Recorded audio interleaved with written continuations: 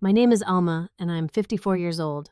Standing outside what used to be my son's house with nothing but a small suitcase in my hand, I never imagined this would be how my story with Marcus would unfold. 3 days ago, he looked me in the eye and told me I needed to leave. His exact words were that I was becoming a burden, that I needed to figure out my own life.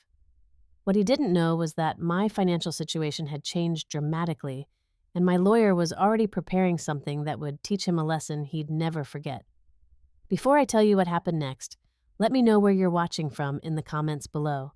Don't forget to hit that like button and subscribe because, trust me, this story has a twist my son never saw coming. Let me take you back to where this all began because understanding my relationship with Marcus requires knowing what I sacrificed for him. 20 years ago, when Marcus was just 8 years old, his father walked out on us.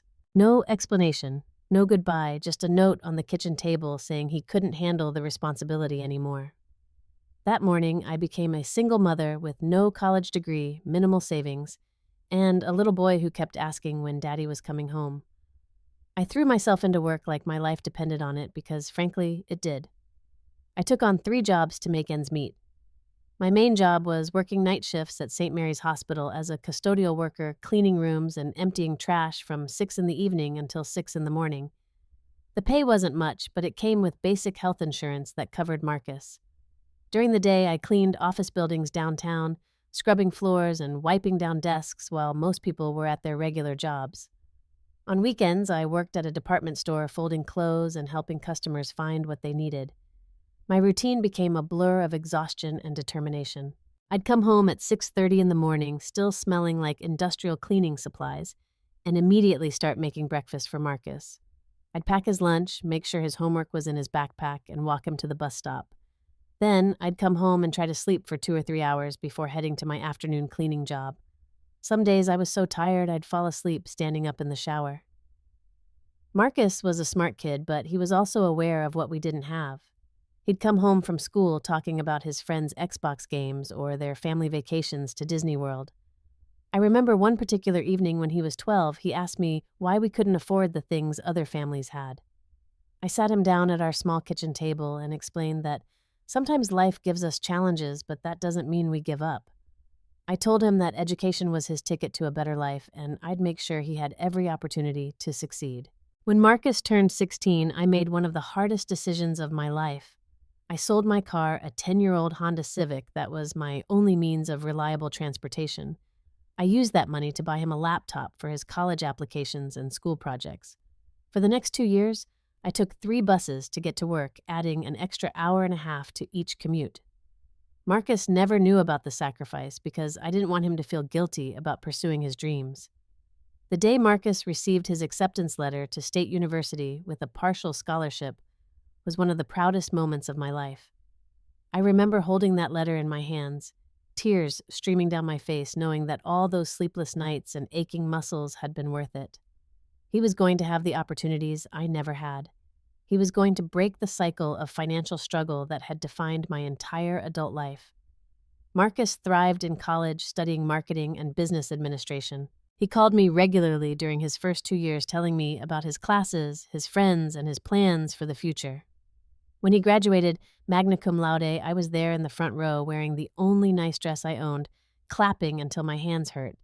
He got a job at a prestigious marketing firm in the city, and for the first time in my life, I felt like I could breathe a little easier. Those early years after his graduation were good between us. Marcus would call me every Sunday evening, and he'd send me $100 every month to help with my expenses. He'd say it was the least he could do after everything I'd done for him. I'd protest telling him he needed to save his money, but secretly, those $100 made a huge difference in my budget. It meant I could buy name-brand groceries occasionally, instead of always choosing the cheapest options. Everything changed when Marcus met Brianna at a company networking event. She came from money, old money, the kind where your great-grandfather's name is on a building somewhere. Her father owned several commercial real estate properties, and her mother was on the board of multiple charities. Brianna had never worked a day in her life out of necessity, only out of interest, and it showed in the way she carried herself and the way she viewed the world. The first time Marcus brought her to meet me, I could see the subtle judgment in her eyes as she looked around my small apartment. She smiled politely and said all the right things, but there was something cold about the way she shook my hand. She complimented my apartment by saying it was cozy, but the way she said it made it sound like a criticism wrapped in fake kindness. When I served them dinner, spaghetti, and meatballs that I'd made from scratch, she barely touched her plate and mentioned that she was watching her carb intake. Their relationship moved quickly, and within 18 months they were engaged. The engagement party was held at Brianna's family estate, a sprawling property with manicured gardens and a circular driveway that could fit 20 cars. I felt completely out of place in my department store dress, among women wearing designer gowns that probably cost more than I made in 6 months. Marcus seemed different that night, more polished, but also more distant. When I tried to talk to him about his work, he gave me short answers and kept looking around the room like he was embarrassed to be seen talking to me for too long. The wedding was even more elaborate than the engagement party. Brianna's family spared no expense hiring a famous wedding planner and flying in flowers from 3 different states. I wore the same dress I'd worn to Marcus's graduation because it was still the nicest thing I owned. During the reception, I sat at a table with distant relatives I'd never met while Marcus and Brianna mingled with business associates and college friends who all seemed to speak the same language of privilege and opportunity. After the wedding, Marcus's phone calls became less frequent. Instead of every Sunday, it became every other Sunday, then once a month, then just on holidays. When I called him, he'd always sound rushed, like he had somewhere more important to be. He'd ask how I was doing in the same tone someone uses when they ask about the weather, polite, but not really interested in the answer. The birth of their first child, my grandson Timothy, should have been a joyful occasion that brought us closer together. Instead, it created even more distance. When I called to congratulate them and ask when I could come visit, Brianna got on the phone and suggested I wait a few weeks until they got settled into a routine. Those few weeks turned into 2 months, and when I finally did visit, it felt like I was intruding on their perfect little family bubble. Brianna had strong opinions about everything related to the baby, from feeding schedules to the temperature of the nursery. When I offered to help with feeding or changing diapers, she'd politely decline and say they had everything under control. The gift I brought, a handmade blanket I'd crocheted during my breaks at work, was received with a forced smile and immediately put away in a closet. I never saw Timothy wrapped in it during any of my subsequent visits. Marcus seemed oblivious to his wife's subtle hostility toward me, or maybe he chose not to see it. He was wrapped up in his new role as a father and his demanding job, which required more hours and more travel than before. During family gatherings, I'd watch him interact with Brianna's parents, laughing at their jokes and engaging in conversations about topics I knew nothing about, like wine vintages and European vacations. I started to feel like a stranger in my own son's life, like I was someone he tolerated out of obligation, rather than someone he genuinely wanted to spend time with. The realization was slow and painful, like watching a relationship die in slow motion without being able to stop it. When I turned 50, my body finally started showing the signs of 20 years of physical labor and chronic stress. I began experiencing chest pains during my night shifts at the hospital, sharp stabbing sensations that would leave me breathless and dizzy. At first I ignored them, chalking them up to exhaustion and too much caffeine. But when I collapsed in the supply closet one night, my supervisor insisted I go to the emergency room immediately. The diagnosis was heart disease, specifically coronary artery disease caused by years of stress, poor diet, and lack of sleep. The cardiologist, a kind woman in her 40s, explained that I needed to make significant lifestyle changes immediately. She recommended that I stop working night shifts, reduce my stress levels, and start taking medication that would help regulate my heart rhythm. The medication alone cost $300 per month, even with my insurance. Leaving the night shift job felt like losing a limb. That position had been my main source of income for 15 years, and without it, I was struggling to make my rent and utilities each month. I tried to pick up more hours at the office cleaning job and the department store, but my energy levels weren't what they used to be. Some days I'd find myself sitting on the floor of an office building, catching my breath after vacuuming just one room. I didn't tell Marcus about my health problems right away because I didn't want to worry him. He was busy with his growing family. Brianna was pregnant again, and his career was taking off. When he called for our monthly check-in, I'd tell him everything was fine, that work was good, that I was staying busy. The lies came easier than I expected because I'd been protecting him from difficult truths his entire life.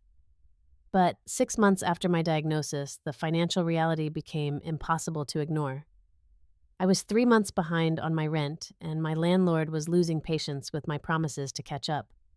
The mortgage on the small house I'd managed to buy during Marcus's college years was also in jeopardy. The bank sent letters with increasingly urgent language threatening foreclosure if I couldn't bring the payments current within 30 days. That's when I made the hardest phone call of my life. I dialed Marcus's number with shaking hands, rehearsing what I'd say over and over in my head. When he answered, his voice was distracted, like he was multitasking while talking to me. I explained my situation as calmly as I could, telling him about my health problems, the job I'd had to leave, and the financial hole I'd fallen into. I asked if he could help me with a loan just enough to catch up on my mortgage payments and give me time to figure out a better solution. The silence on the other end of the line lasted so long that I thought the call had been disconnected. When Marcus finally spoke, his voice was cold and businesslike. He told me that he and Brianna were dealing with their own financial pressures, that the new baby was going to require significant expenses, and that he couldn't take on the responsibility of supporting me financially. He suggested I look into government assistance programs or consider moving to a less expensive area. I hung up the phone feeling more alone than I'd ever felt in my life. The son I'd sacrificed everything for the child I'd worked 3 jobs to support had essentially told me I was on my own. The next week, I received official foreclosure papers, and 2 months later, I was forced to sell my house for significantly less than it was worth, just to avoid having it taken by the bank. I moved into a small apartment in a rough neighborhood on the other side of town. The rent was half what my mortgage had been, but the building was old, the neighbors were loud, and I didn't feel safe walking to my car after dark. The apartment had thin walls, a broken air conditioning unit, and a heating system that worked intermittently at best. Marcus called once after I moved to ask how I was settling in. His tone was polite but distant, like he was checking a box on a to-do list. I told him the apartment was fine, that I was adjusting well because I couldn't bear to let him hear how completely defeated I felt. After that conversation, our communication dwindled to text messages on birthdays and holidays, brief exchanges that felt more like obligation than genuine connection. The phone call that changed everything came on a Tuesday morning in March. I was getting ready for my shift at the department store when my phone rang with a number I didn't recognize. The voice on the other end belonged to a lawyer named Patricia Coleman, and she was calling about my Aunt Helen, my father's sister who I hadn't spoken to in over 20 years. Aunt Helen had always been the mysterious family member, the one who lived alone in a big house on the outskirts of town and rarely attended family gatherings. She was eccentric and private, and after my father died, we'd gradually lost touch. I knew she'd never married or had children, but I had no idea what she'd been doing with her life all these years. Patricia Coleman explained that Aunt Helen had passed away 3 weeks earlier and had left her entire estate to me. At first, I thought there might be some mistake. Why would someone I barely knew leave me anything, especially when we'd had virtually no relationship for 2 decades? The lawyer asked me to come to her office the next day to review the will and discuss the details of the inheritance. I took the bus to Patricia's office building downtown, a sleek glass tower that made me feel underdressed in my discount store clothes. Her office was on the 20th floor with floor-to-ceiling windows that offered a stunning view of the city skyline. Patricia herself was a woman in her 50s, impeccably dressed in a navy suit that probably cost more than I made in 3 months. She handed me a copy of Aunt Helen's will and explained that my aunt had been far more successful than anyone in our family had realized. Helen had started buying small rental properties in her 30s and had gradually built a real estate empire worth over $3 million. She'd lived modestly, reinvesting most of her profits back into her business, and had quietly accumulated significant wealth over the course of 40 years. The numbers on the paperwork didn't make sense to me at first. $3.2 million. I read that figure over and over, thinking there had to be some mistake.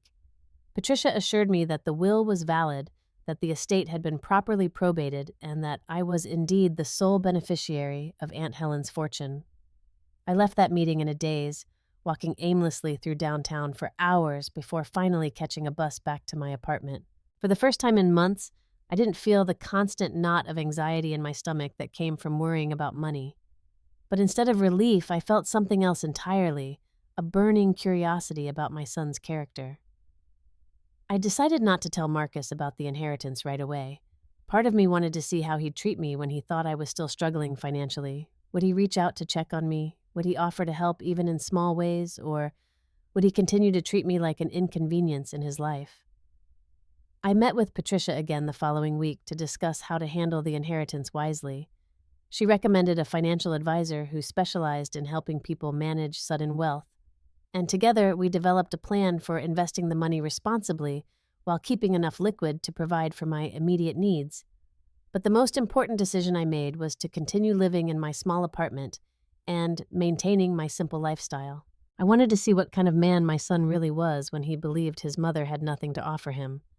It was a test I hoped he'd pass, but deep down I was already preparing for disappointment. Over the next several months, I watched and waited. Marcus didn't call to check on my living situation. He didn't ask if I needed help with anything. His text messages remained brief and infrequent, polite, but distant. It became increasingly clear that his concern for my well-being was minimal when he believed I had no resources to help him in return. The crisis that brought everything to a head happened in early December, just as winter was settling in with unusual harshness. The heating system in my apartment building had been unreliable all fall, but when temperatures dropped below freezing for a week straight, it finally gave out completely. I woke up one morning to find ice crystals forming on the inside of my windows and my breath visible in my own bedroom. I called my landlord repeatedly, but he was in no hurry to fix a heating system that would cost thousands of dollars to replace. He offered me a small space heater and suggested I wear more layers until he could get a repair crew scheduled, which might take several weeks given the high demand during the cold snap. After 3 days of trying to sleep in temperatures that hovered around 40 degrees, I knew I had to ask for help. I swallowed my pride and called Marcus, explaining that my heating was broken and asking if I could stay in their guest room for just a few days until my landlord could get it fixed. Marcus was quiet for a long moment before agreeing, but his tone made it clear that this was an inconvenience. He told me I could come over, but emphasized that it would only be for a few days because they had their own busy schedule to maintain. Brianna was in the background during the call, and I could hear her voice, though not her exact words, and Marcus's responses suggested she wasn't thrilled about the arrangement. I packed a small suitcase with enough clothes for 3 days and took 2 buses to reach their house in the suburbs. It was a beautiful home, a 2-story colonial with a perfectly manicured lawn and a circular driveway. Marcus answered the door with a forced smile and helped me with my suitcase, but the warmth I remembered from our relationship years earlier was completely absent. Inside the house was even more impressive than I'd expected. The furniture was expensive and modern, the kind you see in home design magazines. Brianna emerged from the kitchen with their 2 children, Timothy, who was now 4 years old, and Sarah, who had just turned 2. The children barely acknowledged my presence, having been taught to view me as someone they didn't really know, rather than their grandmother. Brianna's greeting was polite but cold, and she made a point of explaining the house rules immediately. Dinner was at 6 sharp, the children went to bed at 7:30, and they preferred quiet time in the evenings. She showed me to the guest room, a small space that was clearly used more for storage than for hosting visitors, and mentioned that breakfast was usually finished by 8 in the morning. During my stay, I tried to make myself useful by helping with small tasks around the house. I offered to do laundry, to prepare meals, to watch the children while Brianna ran errands. Every offer was politely declined with explanations about how they had their own systems and routines that they preferred not to change. The children had been taught to be wary of me, and it broke my heart to see my own grandchildren treating me like a stranger. When I tried to read Timothy a bedtime story, Brianna interrupted to say that they had their own bedtime routine and didn't want to confuse him. When I offered to play with Sarah while she was having a fussy afternoon, I was told that she didn't respond well to new people and it would be better if she stayed with her mother. On the 4th morning, I woke up to hear Marcus and Brianna having a heated discussion in their bedroom, which was directly above the guest room. While I couldn't make out every word, I heard enough to understand that they were arguing about how long I was planning to stay and what they were going to do if my landlord didn't fix the heating soon. That evening, Marcus came home from work with a grim expression and asked to speak with me privately in his study. The conversation that followed was one of the most painful of my life. He told me that my presence was disrupting their family routine, that Brianna was stressed about having an extra person in the house, and that I needed to find alternative arrangements immediately. But what hurt most weren't his words about needing to leave. It was his accusation that I was taking advantage of their kindness, that I was using my housing problems as an excuse to force my way into their lives. He said I needed to learn to solve my own problems instead of always looking to him for help. The irony of that statement wasn't lost on me, given that he was living in comfort partially because of my decades of sacrifice. The final blow came when he told me I needed to be out of their house by the following morning. No offer to help me find alternative accommodation, no suggestion that we work together to solve the problem, just a clear directive that I was no longer welcome in his home. That night, lying on the guest room bed for the last time, I heard Marcus and Brianna talking in low voices about what a burden I'd become.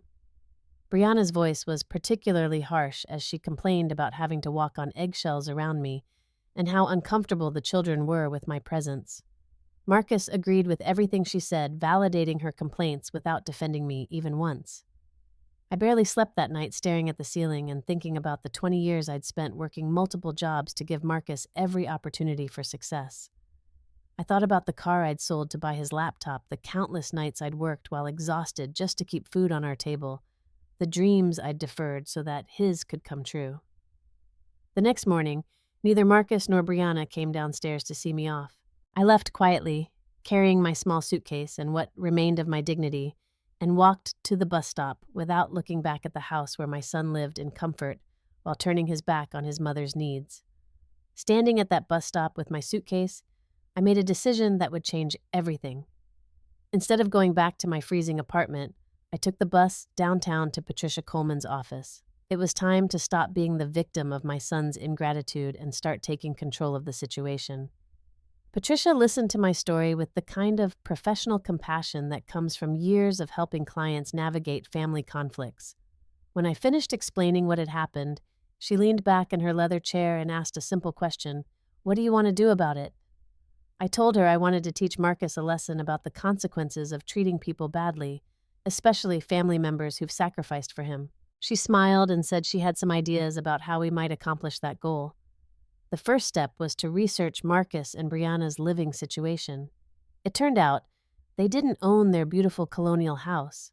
They were renting it from a property management company for $4,500 per month, a significant expense, even on Marcus's substantial salary. Patricia hired a private investigator to look into their financial situation more thoroughly. Within a week, we had a complete picture of their finances, and it wasn't pretty. Despite Marcus's good job and Brianna's family money, they were living beyond their means. They had $45,000 in credit card debt, 2 car payments for luxury vehicles, and a lifestyle that consumed every penny of Marcus's income. Brianna's family money came with strings attached and wasn't available for day-to-day expenses. The house they were renting was owned by a company that had recently decided to sell several properties in their portfolio. Patricia discovered that the house was going to be put on the market within the next month, which meant Marcus and Brianna would need to find new housing or make an offer to buy it themselves. That's when Patricia suggested the most brilliant part of our plan. Using a shell company to protect my identity, we made an offer to buy Marcus's rental house directly from the property management company. The offer was accepted within 3 days, making me the new owner of the property where my son lived. Marcus and Brianna had no idea who their new landlord was. All communication went through Patricia's law firm, which represented the shell company that technically owned the property. For a month, I watched from a distance as my son continued his daily routine, completely unaware that his mother now controlled his housing situation. The next phase of the plan required careful timing and legal precision. Patricia prepared a 30-day notice to quit, which is the legal term for an eviction notice, in cases where the owner wants to move into the property. The notice was professionally prepared and legally sound, stating that the new owner needed the house for personal use and that the current tenants would need to vacate within 30 days. The notice was delivered on a Friday afternoon by a professional process server. I wasn't there to see Marcus's reaction, but I imagine it was quite a shock to discover that his housing situation was suddenly uncertain. That evening, my phone rang with a call from Marcus. His voice was shaky and panicked as he explained that they'd received an eviction notice and didn't know what to do. For the first time in years, he sounded like he genuinely needed my help, though, of course, he had no idea I was the one creating his crisis. I listened to his explanation with carefully manufactured sympathy, asking questions about the notice and expressing concern about his family's situation. When he asked if I could help them financially with a security deposit on a new place, I told him honestly that I didn't have that kind of money available. The irony of the situation wasn't lost on me. Marcus spent the next week frantically searching for rental properties that would accommodate his family within their budget. The housing market was tight, and most available rentals were either too expensive or in neighborhoods that Brianna considered unsuitable. I knew this because Patricia had her investigator monitoring their search activities. After 2 weeks of unsuccessful house hunting, Marcus called me again, this time with desperation clear in his voice.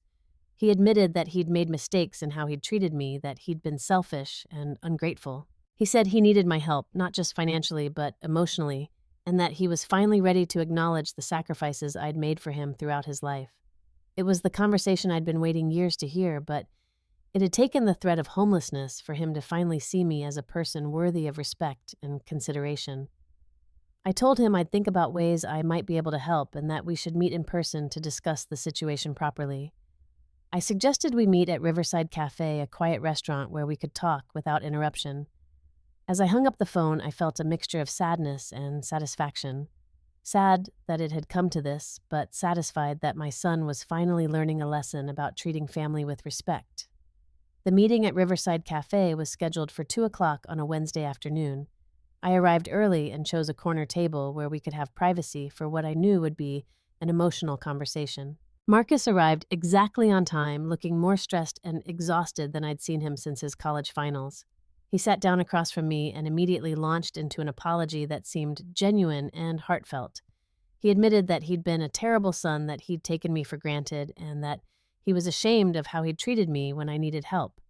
He said that facing the possibility of losing his home had made him realize how scared and helpless his mother must have felt when she was in a similar situation. For 45 minutes, I listened as my son laid bare his regrets and fears. He talked about the pressure he felt to maintain a certain lifestyle, the way Brianna's family made him feel inadequate despite his success, and the guilt he carried about not being there for me when I needed him most. It was the most honest conversation we'd had in years. When he finished talking, he looked at me with tears in his eyes and asked if there was any way I could help them avoid losing their home.